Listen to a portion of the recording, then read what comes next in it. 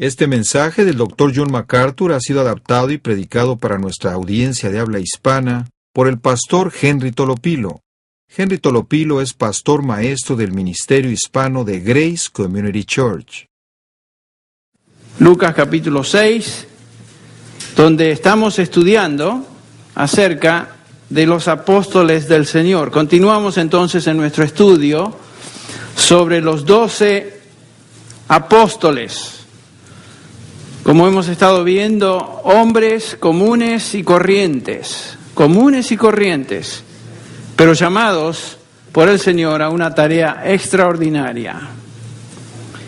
En este capítulo 6 de Lucas observamos la lista de estos 12 apóstoles y vamos a dar lectura a los versículos una vez más, del 12 al 16, donde el doctor Lucas, el autor de este evangelio, nos dice lo siguiente: en aquellos días, él fue al monte a orar y pasó la noche orando a Dios.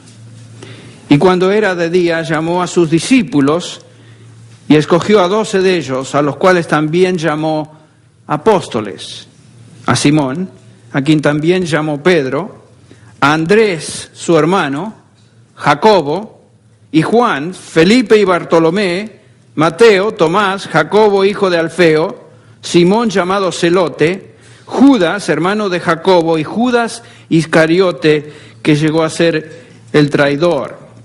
Aquí tenemos la lista oficial de 12 apóstoles que el Señor llamó a su servicio. Sabemos que el Señor llamó a muchos discípulos a seguirle. Cuando leemos los evangelios notamos que muchos discípulos siguieron al Señor, pero de estos discípulos que le seguían, Él escogió a 12 para que sean apóstoles, enviados por Él, mensajeros con la gran comisión, la comisión del Evangelio. Pero como hemos estado viendo, antes de hacerlo, el Señor Jesús tuvo que prepararlos, capacitarlos de una manera especial. Antes de salir a predicar, estos hombres fueron capacitados por un periodo de tiempo, aproximadamente 2 años y medio, por el Señor Jesucristo. Un pasaje paralelo al que acabamos de leer es Mateo 3:13, donde dice Marcos: después subió al monte y llamó así a los que él quiso, y vinieron a él, y estableció a 12 para que estuviesen con él y para enviarlos a predicar. Llamó a 12 para que estuviesen con él y después enviarlos a predicar. Cada uno de estos hombres entonces fue escogido por el Señor y personalmente capacitado antes de salir a proclamar el Evangelio. Por supuesto, este Evangelio que cambió y transformó el mundo con este mensaje de salvación. Este es un principio bíblico. Antes de que el Señor envíe a predicar y a proclamar a sus siervos el Evangelio de Jesucristo, el Señor toma su tiempo, las experiencias necesarias para que estos hombres se conviertan en personas eficaces, de hombres comunes y corrientes a personas realmente con impacto en la vida de aquellos que van a ministrar. Y como hemos estudiado en estas semanas, estos hombres no poseían ninguna distinción especial cuando fueron llamados, algo que les recomendara a esa tarea tan singular y extraordinaria que les esperaba. Por supuesto, esto es importante de notar. Vemos acá otro principio bíblico, que por lo general Dios lleva a cabo su obra a través de personas comunes y corrientes. Dios lleva a cabo su obra a través de personas comunes y corrientes. Lo vemos a través de la Escritura. Cada vez que el Señor llamó a alguien, no era una persona sobresaliente, sino que era una persona común, así como usted y yo. Y esa es la forma en que el Señor funciona y opera. Por ejemplo, ustedes recuerdan las palabras de Pablo allá en 1 Corintios 1, 26 o 27, donde dice el apóstol Pablo: sino que Dios ha escogido lo necio del mundo para avergonzar a los sabios. Y Dios ha escogido lo débil del mundo para avergonzar a lo que es fuerte. ¿Ven? Y el versículo 28, y lo vil, lo despreciado del mundo, ha escogido Dios lo que no es, para anular lo que es, para que nadie se jacte delante de él. Ahí está el punto. Esa es la razón por la cual Dios escoge a personas comunes, corrientes, y los transforma en personas de impacto para que nadie se jacte delante de él. Dios jamás va a compartir su gloria con ninguna persona. En 1 Samuel, allá en ese relato, 1 Samuel capítulos 13 y 14, que no vamos a leer simplemente a modo de ilustración, Israel estaba pasando por un periodo crítico en la historia. Los filisteos estaban ocupando la tierra que Dios había prometido a la nación. Se encontraban en continuo conflicto con sus enemigos que les rodeaban, en este caso particularmente los filisteos. Sabemos que el ejército filisteo, o los filisteos en general, eran mucho más numerosos que los israelitas. El ejército filisteo era un ejército mejor capacitado y un ejército mucho más poderoso que el ejército judío. Israel en esos momentos, ustedes recuerdan el capítulo 13 y 14 de 1 Samuel, ni siquiera realmente tenían un líder o general que los dirigiera. ¿Por qué? Porque Saúl, su rey, se había desacreditado y estaba a punto de ser rechazado por Dios como rey de su pueblo. Era una situación realmente crítica. ¿Cómo podía Israel derrotar a este grupo, a esta nación filistea con lo que poseían, en las condiciones en que se encontraban? Bueno, Dios tenía un medio. Y es justamente lo que quiero ilustrar. Jonatán y su escudero. Jonatán, el hijo de Saúl, y escudero, nos dice el relato, penetran el campamento filisteo y en unos pocos metros, ya al inicio, en un trecho bastante corto, liquidan o matan a 20 filisteos, lo cual causó consternación. Ellos entran muy inocentemente al campamento, los filisteos piensan, se están rindiendo los judíos. Y era la forma que el Señor iba a usar a Jonatán y su escudero para llevar a cabo una batalla impresionante y destruir a esos enemigos de Israel. Después de esto, no solamente que entraron y mataron a 20, sino que nos dice el relato ahí que Dios causó un terremoto. Además, lo cual espantó al resto de los filisteos y estos salieron corriendo y fueron perseguidos por el resto de los judíos que siguieron a Jonatán. Y en ese día el Señor, a través de estos dos individuos, Jonatán y su joven escudero, tuvieron una tremenda victoria para la nación. Estas palabras de Jonatán es las que quiero que recordemos. En el capítulo 14 de 1 Samuel, versículo 6, dice, y Jonatán dijo al joven que llevaba su armadura, ven y pasemos a la guarnición de estos incircuncisos. Quizá el Señor obrará por nosotros. Y escuche lo que dice, pues el Señor no está limitado a salvar con muchos o con pocos. ¿No es lo que está diciendo Jonatán? No es a través de un gran ejército, no es a través de un portentoso grupo de individuos armados hasta la coronilla que el Señor puede tener victoria. El Señor nos puede usar, dice Jonatán, y Él no está limitado a salvar con muchos o por medio de pocos. Dios no depende entonces de lo que el hombre considera indispensable para ganar. Dios concedió victoria ese día a Israel por medio de estos dos hombres. Fue un día impactante en la historia de la nación. Dios no está limitado cuando Él desea llevar a cabo una obra singular. Y Él siempre, repito otra vez, utiliza a hombres comunes y corrientes que Él escoge, personas que están dispuestas a servirle. Y los usa, los utiliza. Dios hizo en ese día una obra singular por medio de Jonatán y su escudero. Dios llevó a cabo una obra extraordinaria a través de estos 12 apóstoles que estamos estudiando. Inicialmente un pequeño grupo de hombres comunes y corrientes que más tarde transformaron al mundo. Hemos estado estudiando el primero de ellos, ¿se acuerdan? El líder del grupo. Su nombre es Simón Pedro, o Simón, el nombre que ustedes le quieran dar, pero se conoce en esta lista como Simón Pedro. Hoy continuamos con otro personaje, otro de los 12 apóstoles. Su nombre es Andrés. Algunos de ustedes tienen el nombre Andrés. Yo he escuchado ese nombre múltiples veces. Y es una persona muy importante en el grupo, pero vamos a notar algunas cositas acerca de este Andrés. ¿Quién era Andrés? ¿Quién era Andrés? Bueno, en primer lugar, notamos que era hermano de Pedro. Ya en la introducción podemos observar que su reconocimiento de alguna manera estaba relacionado con su hermano. El sobresaliente de los dos era Pedro, y Andrés es el hermano de Pedro. Noten cómo Lucas lo pone ahí, el hermano de Simón Pedro. En ninguna ocasión se menciona a Andrés como alguien que resaltara en el grupo, sino todo lo contrario. Andrés siempre aparece en el trasfondo, sin que nadie lo note, siempre en el trasfondo. En Juan 1:44 nos dice el pasaje: Felipe era de Betsaida, de la ciudad de Andrés y Pedro. Otra cosa que notamos entonces que Andrés, siendo hermano de Pedro, era de este pueblo, de esta ciudad, de esta pequeña ciudad de Betsaida.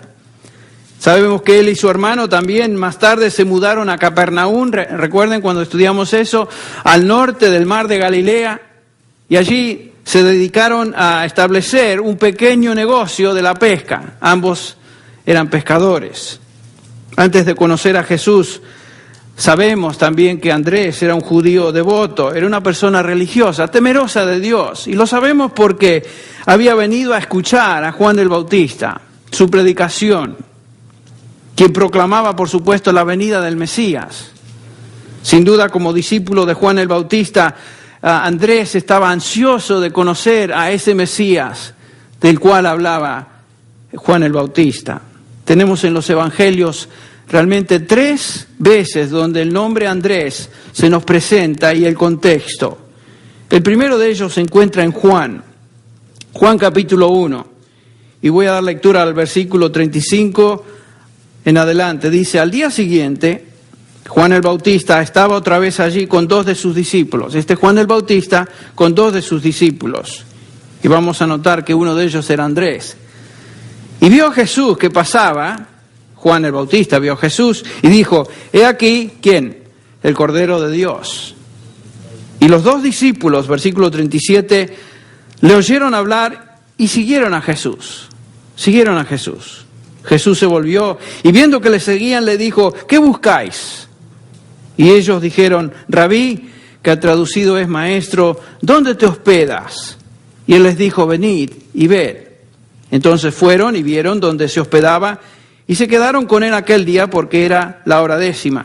Pasaron un tiempo con Jesús estos 2. Ahora, ¿quiénes eran ellos 2? El versículo 40 nos dice: uno de los 2 que oyeron a Juan, siguieron a Jesús, era Andrés, hermano de Simón Pedro. Y acá vemos que Andrés toma un tiempo con el Señor, ve al Señor Jesucristo, posiblemente en ese corto interino, Andrés recibe a Cristo como su Salvador, entiende la salvación. El Cordero de Dios se convierte ahora en aquel que vino a morir por Andrés. Él cree en él. Inmediatamente la reacción de Andrés fue de presentar o introducir a su hermano Pedro a ese Mesías que él había conocido ahora sí personalmente. Noten que el primero que conoce a Jesús del grupo de los 12 es Andrés.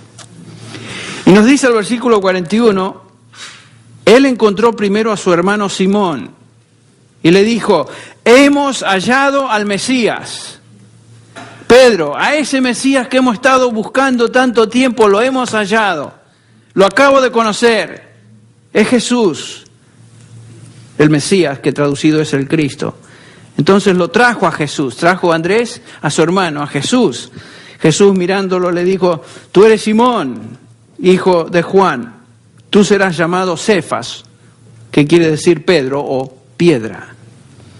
Después de este encuentro, Andrés y Pedro continuaron con su tarea de pescar en el mar de Galilea y más tarde, una vez más, el Señor Jesús los encuentra, pero esta vez los invita a ser sus discípulos. Noten lo que dice el versículo Mateo 4:18. Aquí están los 2 hermanos pescando.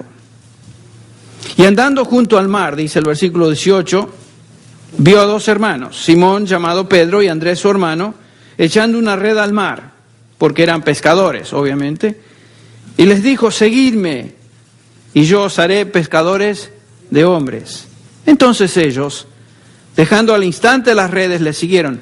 Tenemos que recordar que tanto Andrés como Pedro ya habían conocido al Señor Jesús, que esta es la segunda vez. No es que de repente Jesús se les aparece, los llama y dejan todo, sino que ya habían tenido por lo menos charlas con el Señor Jesús y sin duda para este entonces ya eran creyentes. Y pasando de allí vio a otros 2 hermanos. Qué interesante. Jacobo, hijo de Zebedeo, y Juan su hermano en la barca con su padre Zebedeo, remendando las redes, y también los llamó. Aquí observamos que Andrés es llamado a servir al Señor el mismo día que Pedro, el mismo día que Juan y el mismo día que Jacobo. 4. Estos 4 constituyen tal vez el círculo más cercano al Señor Jesucristo. Estos 4. Andrés tuvo el privilegio entonces de ser llamado como uno de ese círculo tan cercano al Señor. Y fue, por supuesto, como ya mencioné, el primero de ellos que conoció a Cristo. Conoció al Cordero de Dios. Sin duda fue el primero en experimentar salvación. Sin embargo, una vez más, Andrés nunca aparece como alguien que sobresale. A pesar de ser parte de ese grupito importante de discípulos, él no sobresale. Es un siervo casi imperceptible, Andrés. ¿Quiere decir que su función y su llamado fue menos importante que el de los demás apóstoles? No, en absoluto. Aunque públicamente no es una persona notada o notable, Andrés es el discípulo que en primer lugar introduce a su hermano Pedro, el líder de todos, a Jesús. En un sentido, podemos ver a Andrés como tal vez de los 12, el apóstol misionero. El apóstol que siempre está trayendo gentes al Señor Jesús. Nos dice el versículo 41 de Juan 1, él encontró primero a su hermano Simón y le dijo, hemos hallado al Mesías, ya lo hemos leído. Tal vez no es el más importante del grupo, no es el más renombrado, no es un líder, pero es un siervo fiel, sensible a otros, preocupado en traer a personas al conocimiento del Salvador, el Cordero de Dios, el Mesías, que vino a salvar a su pueblo de sus pecados, según nos relata Mateo 1:21. Bueno, esa es una ocasión donde encontramos a Andrés. Existe otra ocasión, allá en el capítulo 6 de Juan, donde vemos a Andrés en otro contexto un poquito distinto, llevando a cabo una obra también muy notable. Muy notable. No la más sobresaliente, pero muy importante. Leemos en el versículo 5 de Juan 6. Entonces Jesús, alzando los ojos y viendo que una gran multitud venía hacia él, dijo a Felipe, ¿dónde compraremos pan para que coman estos? Pero decía esto para probarlo, porque él sabía lo que iba a hacer. Felipe le respondió, Señor, 200 denarios de pan no bastarán para que cada uno de estos reciba ni siquiera un pedazo. En otras palabras, Felipe está diciendo, Señor, ¿qué estás hablando? ¿Qué estás diciendo? Ahora el versículo 8, uno de sus discípulos, y acá entra Andrés. Andrés, hermano de Simón, dijo a Jesús,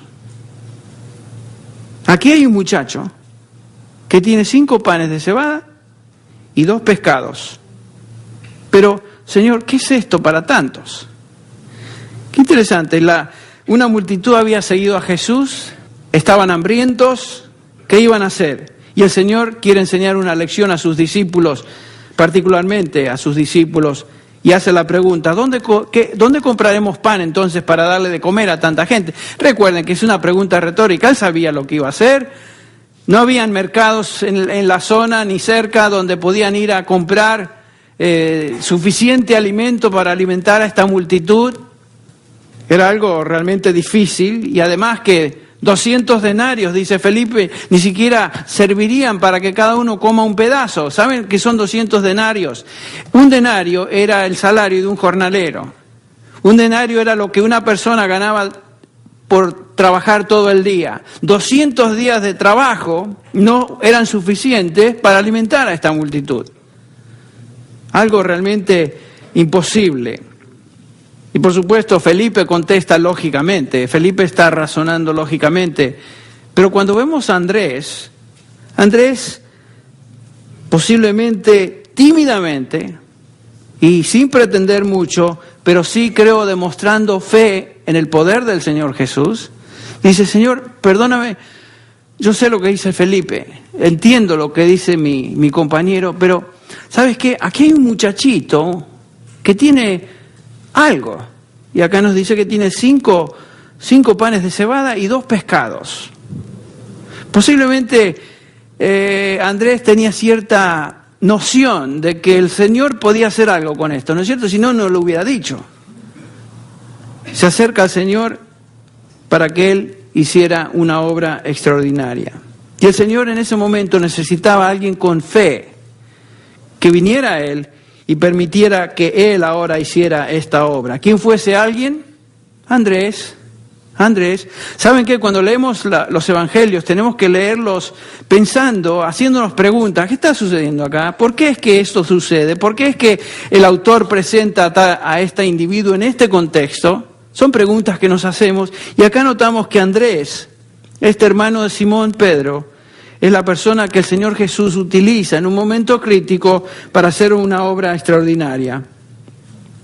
Andrés siempre detrás del escenario, operando en un sentido bajo la sombra de su hermano, el líder. Sin embargo, cumpliendo una misión clave, en este caso en el ministerio de Jesús.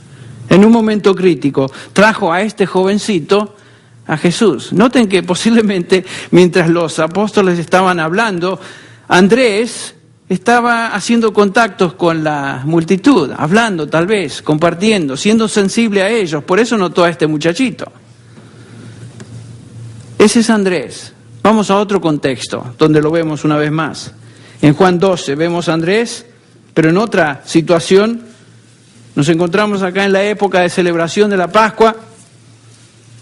Juan 12, versículo 20, donde leemos, y había unos griegos entre los que subían a adorar a la fiesta, posiblemente griegos, gentiles prosélitos, creyentes en el Señor, en Jehová.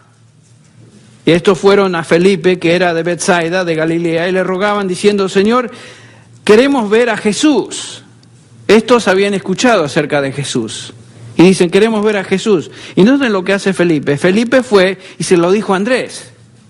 Interesante. ¿Por qué hizo eso? ¿Por qué es que él no hizo algo al respecto? Se lo dijo a Andrés, entonces él y Andrés fueron y se lo dijeron a Jesús. Viene Felipe, quien era del mismo pueblo acá, de Andrés, y comunica este deseo de estos gentiles de ver a Jesús o conocer a Jesús a Andrés. Felipe lo hace. Posiblemente Felipe sabía, y tal vez Andrés ya se había ganado la reputación de ser la persona en el grupo que introducía o presentaba a la gente a Jesús. ¿Ven? Andrés posiblemente era aquel que era el presentador oficial de las personas a Jesús.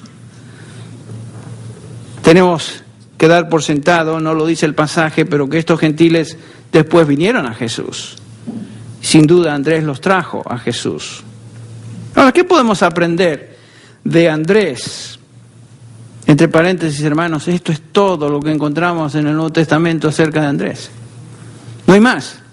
Qué lindo sería tener mucha más información en cuanto a este hombre, pero el Espíritu Santo decidió que nos iba a dar esta información. Pero hay algunas cositas que podemos deducir acerca de esta persona, de este individuo, de este hombre de Dios, a través de estas breves narraciones. No tenemos obviamente un retrato completo de Andrés, simplemente tenemos una silueta, ¿no es cierto? Un pincelazo de su persona. No es un retrato como el que tenemos de Pedro, por ejemplo. Solo encontramos 3 incidentes donde su persona aparece, pero creo que podemos aprender algunas cositas. En primer lugar, ya lo mencionamos, pero este era un hombre misionero de corazón, ¿no es cierto? Misionero de corazón. Él traía a la gente al Señor.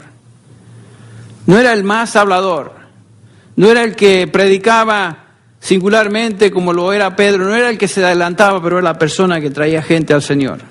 En segundo lugar, Andrés era un hombre sin pretensiones. Él estaba conforme con trabajar calladamente, casi sin que nadie le notara. Eso lo vemos.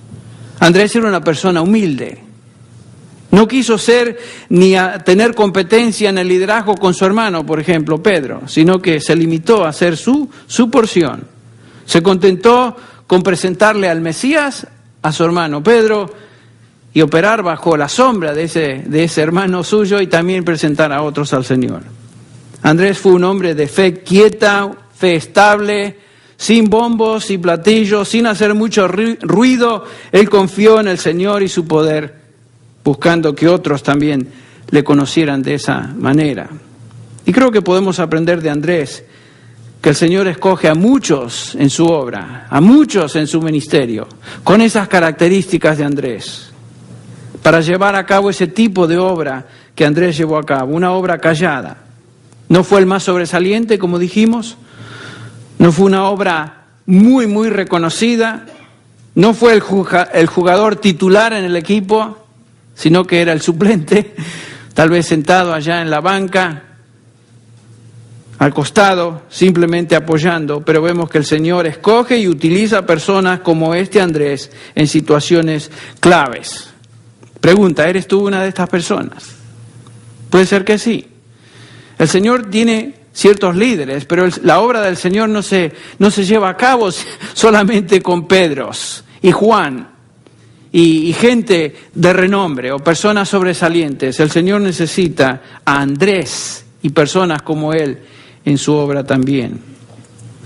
Y por supuesto Él recompensará en el tiempo adecuado a estas personas que le sirven. Andrés fue uno de los 12 apóstoles. Como tal, ocupa un lugar de privilegio en la historia de la Iglesia. Sin duda, él predicó el Evangelio con otros cuando fueron comisionados. No estamos diciendo que él nunca predicó. Andrés va a ser reconocido en el futuro, ya que en el reino milenial, ustedes recuerdan, los 12 apóstoles tendrán una posición de providencia, de gobierno en ese reino con el Señor Jesús. Y otra cosa, el nombre de Andrés va a aparecer en una de las 12 puertas de la ciudad santa, la Nueva Jerusalén. Ahí va a estar Andrés. Al entrar a esa puerta, vamos a ver el nombre Andrés ahí. No sé en qué idioma estará, pero lo vamos a notar. Lo que estoy diciendo es que Andrés, aunque tuvo una posición tal vez secundaria, fue uno de los 12 de renombre. Entre paréntesis, ¿cómo terminó este hombre? No sabemos exactamente, pero la tradición nos dice que Andrés fue martirizado, siendo crucificado en forma de X. Más, cuando ven ustedes una cruz en forma de X, es la cruz de Andrés. La tradición tiene esa reputación, esa es la cruz de Andrés. Y nos dice acá la tradición que mientras estaba muriendo de a poco, duró en la cruz dos días, él predicaba el Evangelio a los que pasaban y los trataba de invitar, traer personas otra vez al conocimiento de aquel Jesús, por quien él estaba en ese momento siendo martirizado. Así terminó Andrés. Bueno, una silueta, ¿no es cierto? No un retrato completo, pero una persona muy importante, con la cual muchos creyentes se pueden identificar, muchísimos, la mayoría. Ahora vamos a otro hombre, y ya concluimos con él. Su nombre es Jacobo. Jacobo. Este también no es un retrato completo, es una silueta también. En Lucas 6 leímos su nombre. Cuando se hizo de día, llamó a sus discípulos y escogió a 12 de ellos. Llamó a estos, el versículo 14 nos dice Simón, Pedro, Andrés y su hermano, y después Jacobo y Juan. Jacobo y Juan. Aquí tenemos a un hombre también similar en varias cosas a Andrés. Jacobo y Andrés eran hermanos de 2 apóstoles de renombre, Pedro y Juan. Otro paralelo, sabemos que ellos dos, los de renombre, de ellos tenemos mucha información, de Jacobo y Andrés muy poca información. Jacobo era hijo de un hombre llamado Zebedeo, quien también era pescador. Jacobo y Andrés eran también pescadores, lo hemos visto. Marcos 1:19 nos dice, yendo un poco más adelante, vio a Jacobo, el hijo de Zebedeo, y a su hermano Juan, los cuales estaban también en la barca remendando las redes. El versículo 20 también nos dice que Zebedeo era el padre de Jacobo y Juan. Y es interesante notar que en los evangelios, cada vez que aparece el nombre Jacobo y Juan, Jacobo va primero. Posiblemente era el hermano mayor. De los dos era el primogénito. Jacobo parece ser entonces de los dos el que tenía más edad. Jesús los bautiza con un nombre extraordinario, ¿se acuerdan? Les llama Boanerges, que quiere decir hijos de trueno. Imagínense, cuando alguien le llama a usted hijo de trueno, ese apodo sin duda tiene algo de referencia a la personalidad de estos dos individuos. Jacobo parece haber sido un individuo fuerte, un individuo celoso, justo, apasionado, ferviente. No tenemos muchas descripciones de Jacobo, pero en las pocas que tenemos podemos notar que era una persona que inmediatamente respondía con una personalidad extremadamente fuerte. Por ejemplo, en Lucas 51, era una persona dogmática. Lucas 9:51 dice, esta es la reacción de Jacobo, típica de él. Sucedió que cuando se cumplían los días de su ascensión, este es el Señor Jesús, nos dice acá que determinó o afirmó su rostro para ir a Jerusalén. El Señor Jesús, llegando ya a la época de su muerte, sepultura y resurrección, el Señor sabe que va en camino a Jerusalén y dice acá, Él envió mensajeros delante de Él y ellos fueron y entraron en una aldea de los samaritanos para hacerles preparativos. El Señor Jesús, contrariamente a la mayoría de los judíos, decide cruzar, ir del norte al sur a Jerusalén a través de Samaria, pero noten en el versículo 53, pero no le recibieron. Los samaritanos no le recibieron, porque sabían que había determinado ir a Jerusalén. Al ver esto, sus discípulos Jacobo y Juan dijeron, Señor, ¿quieres que le mandemos que descienda fuego del cielo y los consuma? Este es Jacobo con Juan, en camino a Jerusalén, ya para morir por los pecados de aquellos que él vino a redimir, pasa por Samaria en un viaje sin duda evangelístico, el Señor Jesús, y este evangelista, Jacobo, tiene la osadía, junto con su hermano, de decir que estos individuos sean quemados, incinerados. Por supuesto, ustedes recuerdan que los samaritanos y los judíos se odiaban. Los samaritanos eran una raza mixta, descendientes de Saúl, mitad judíos y mitad gentil. No adoraban en Jerusalén, no compartían el mensaje del Mesías. Era una raza que los judíos pensaban era mezclada, un grupo de personas que realmente no... los judíos pensaban que estaban contaminados, eran odiados por los judíos y viceversa, los samaritanos odiaban a los judíos también. Y aquí lo vemos. El Señor Jesús envía 2 mensajeros para que le preparen en esta aldea un lugar donde hospedarse y, por supuesto, los samaritanos dicen, no queremos saber nada con ese Jesús, ese Mesías, no queremos saber. Y Jacobo, entonces, indignado, dice, Señor, ¿quieres que mandemos que descienda fuego del cielo y los consuma? Yo no sé qué pretendía Jacobo y Juan. ¿Cuándo se nos dice en la Biblia que en ningún momento uno puede orar y pedir fuego? Por lo menos en el ministerio de Jesús no observamos esto. Esta no fue la respuesta ni la actitud más evangelística que digamos. En contraste a Andrés, que se interesaba en traer personas a Jesús, Jacobo, todo lo opuesto. ¿Qué traer personas? Señor, que el fuego del cielo descienda y consuma a estos inservibles satánicos. Te rechazan. ¡Quémalos!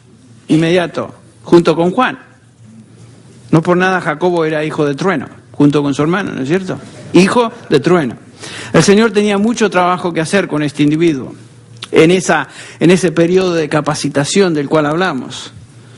El Señor le responde en el versículo 55, pero él, volviéndose, los reprendió y dijo, vosotros no sabéis de qué espíritu sois, porque el Hijo del Hombre no ha venido a destruir las almas de los hombres, sino que salvarlas. Le está diciendo Jesús, mira, Jacobo y Juan, no saben lo que están diciendo. Yo vine acá a salvar. Mi misión acá en Samaria es evangelística. Yo vine acá a salvar, no a destruir. Por supuesto, no sé si aprendieron la lección en ese momento, pero no fue la reacción positiva que el Señor esperaba. Ahora, en otra ocasión, pasemos a otro pasaje ahora, tenemos a Jacobo y a su hermano Juan en un contexto muy distinto y muy extraño, muy extraño. Jacobo no solamente era ferviente, apasionado y tal vez insensible, pero también era ambicioso. Lo notamos en este pasaje. Observamos que había heredado esa pasión, esa actitud atrevida de su madre. Estamos celebrando el día de su madre, el día de la madre. ¿Verdad? Todos nosotros poseemos características que hemos recibido de nuestras mamás. Y Jacobo y Juan no eran la excepción, habían recibido y heredado ciertas características de su mamá, por eso eran hijos de trueno. Noten, capítulo 20 de Mateo, versículo 20, increíble narración, dice el pasaje, 20:20 de Mateo. Entonces se le acercó la madre de los hijos de Zebedeo con sus hijos, trae los dos chicos ahí, ellos no quisieron hablar, dejan que su madre hable. Y postrándose ante él pidiendo algo, y él le dijo, ¿qué deseas? El Señor Jesús le dice a la mamá de estos dos, ¿qué deseas? Ella le dijo, ordena. Miren el atrevimiento de esta mujer, ¿no? Ordena que en tu reino estos dos hijos míos, mis chiquitos, se sienten uno a tu derecha y el otro a tu izquierda. ¡Oh! No querés nada, golosita, ¿no? ¡Qué mujer! ¡Qué mujer! Pobre el señor Zebedeo. Sin duda pasaba muchas horas en su barca, solito, donde había tranquilidad. Y no pasaba muchas horas con... Picaran o no picaran los pejerreyes no era el punto. Era estar tranquilo. Qué cosa. No quería sin duda pasar mucho tiempo con la señora Zebedeo. Pero esta era una mujer ambiciosa, lo vemos acá. Y Jacobo sin duda lo era también. No vemos que en ningún momento Jacobo o Juan le dicen a su mamá, mamá, perdona, pero te pasaste con ese pedido. No, ahí estaban los dos calladitos. A ver si agarraba viaje el Señor con el pedido. Ahora, el relato continúa diciéndonos, el versículo 22, entonces Jesús respondiendo dijo, y siempre el Señor responde como debe ser, no sabéis lo que pedís. Noten que dice, no sabéis lo que pedís. El pedido venía de la madre, acompañado con el pedido de los dos chiquitos, los dos jóvenes. Y dice el Señor, ¿podéis beber del vaso que yo he de beber y ser bautizados con el bautismo con que yo soy bautizado? Y ellos le dijeron, podemos. Bueno, bien. Él les dijo, a la verdad, de mi vaso beberéis y con el bautismo con que yo soy bautizado seréis bautizados. Pero el sentaros a mi derecha y a mi izquierda no es mío darlo, sino a aquellos para quienes está preparado por mi Padre. Y les contesta el Señor. El pedido es totalmente fuera de lo que debe ser. Ahora este Santiago, sin duda quiso una corona, el Señor le dio una copa. Santiago quería poder, el Señor le dio servicio, un servicio humilde. Santiago quiso gobernar, quiso tener poder, el Señor le concedió una espada, no para usar, sino como instrumento de su propia ejecución.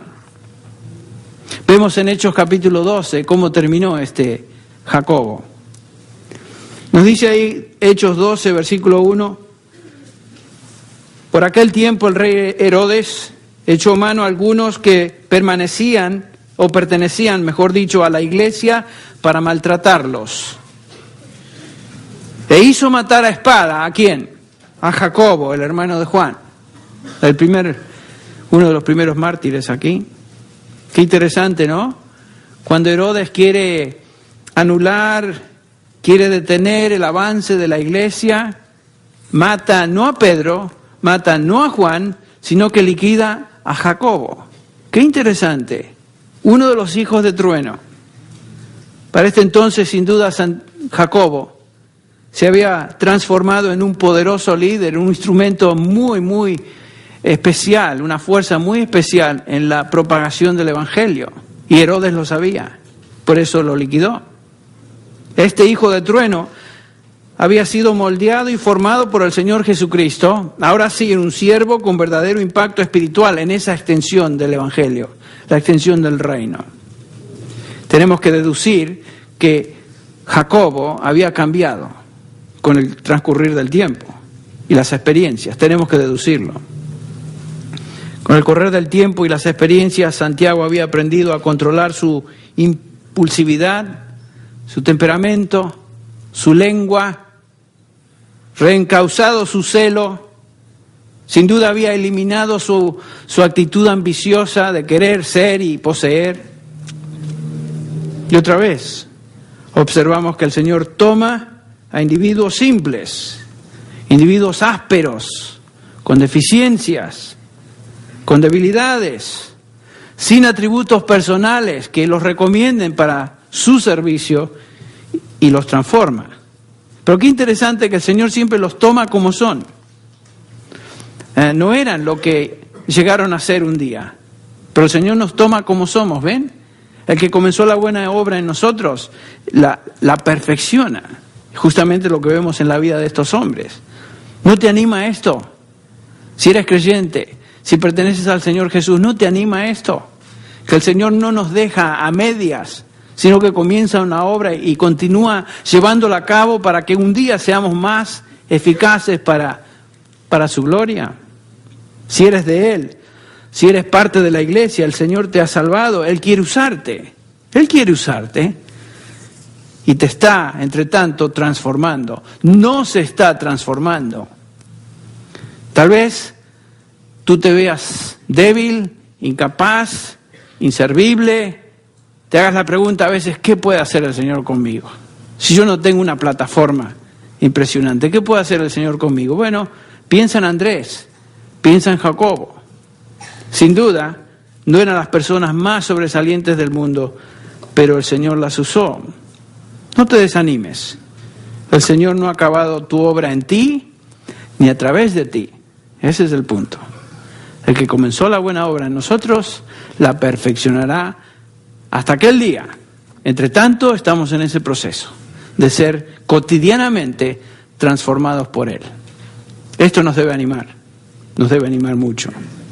Vamos a orar juntos. Señor, qué lindo es ver cómo tú obras en la vida de tus siervos. Cuando vemos lo que haces con estos hombres, es más fácil identificarnos. No solamente leer un pasaje que nos dice que tú has comenzado la buena obra, sino que ver ese proceso encarnado en personas, tales como estos discípulos, tales como lo vimos hoy en la vida de Andrés y en la vida de Jacobo. Gracias, Señor, por estas narraciones, aunque breves, que nos ayudan a entender la forma en que tú trabajaste en ellos. Y, Señor, fueron fieles hasta el fin, fueron martirizados por tu nombre. Danos, Señor, la fortaleza espiritual para ser fieles hasta el fin. Ayúdanos, Señor, a confiar en ti. Y, Señor, aún en momentos de debilidad, de flaqueza, incertidumbre, depresión, Señor, que pensemos en esa obra que tú comenzaste, que llevas a cabo y que no vas a dejar a medias, sino que vas a terminar y vas a perfeccionar. Señor, esto nos trae ánimo y te agradecemos por esta breve examinación, esta breve exposición de tu palabra que nos ayuda a entender la forma en que tú obras en nuestras vidas. Despídenos, Señor, con tu paz, con tu bendición, y en el día especial de la Madre, gracias, Señor, porque nos diste madres, también con sus deficiencias, pero con sus lados fuertes también, y, Señor, son parte de lo que somos hoy. Aquellos que tenemos madres cristianas, te agradecemos, Señor, por haber trabajado en sus vidas, y haber transformado con el correr del tiempo. Gracias por sus testimonios. Bendice a cada mamá aquí presente. Bendice a cada hijo aquí presente. Y Señor, ayúdanos por sobre todas las cosas, a enfocarnos en ti. Despídenos con tu paz, tu bendición, en el nombre de Jesús. Amén. Este mensaje, predicado originalmente en inglés por el pastor John MacArthur, fue adaptado y predicado en la congregación hispana de Grace Community Church por el pastor Henry Tolopilo. John MacArthur es el pastor de Grace Community Church y el predicador del programa de radio Grace to You, el cual es escuchado diariamente en cientos de estaciones cristianas alrededor del mundo. Para ordenar copias de este mensaje o para recibir un catálogo de materiales disponible en inglés o español, llámenos gratuitamente del interior de los Estados Unidos a cualquier hora del día o de la noche. Nuestro número telefónico es 1-800-55-GRACE, 1-800-554-7223. Si usted llama de cualquier país fuera de los Estados Unidos, marque la clave internacional para los Estados Unidos seguida del teléfono 661-295-5777. Muchas gracias y hasta entonces, gracias.